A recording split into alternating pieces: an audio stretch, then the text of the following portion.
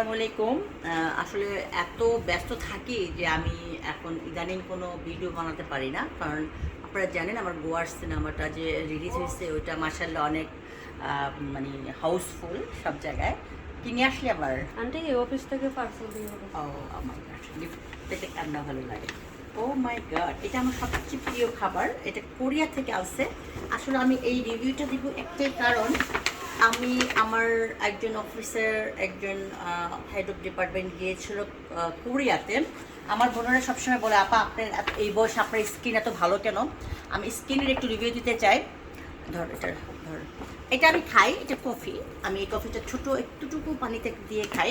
এই কফিটা আমি আর রিভিউ দিলাম না, কারণ এই কফিটা আমার পছন্দ। এটার জন্য থ্যাংক ইউ ভেরি মাচ যে আনসার। আপনাদের যেটা বলবো, আমি অলওয়েজ কোরিয়ান প্রোডাক্ট ব্যবহার করি।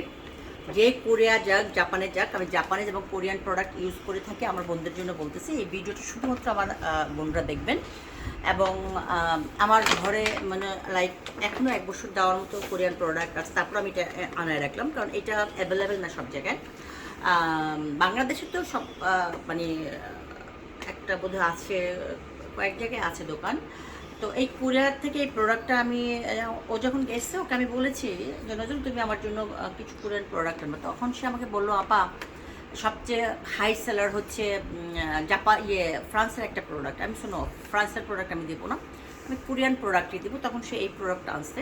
এটা ডে নাইট ইউজ করা যাবে, রিঙ্কেল ফ্রি, তারপর হচ্ছে অ্যান্টি এজিং, এগুলোর জন্য ভালো। এবং সিরাম টোনার এবং ডে নাইট যে ক্রিমটা, এগুলো আমি আসলে কোরিয়ান প্রোডাক্ট ব্যবহার করে থাকি।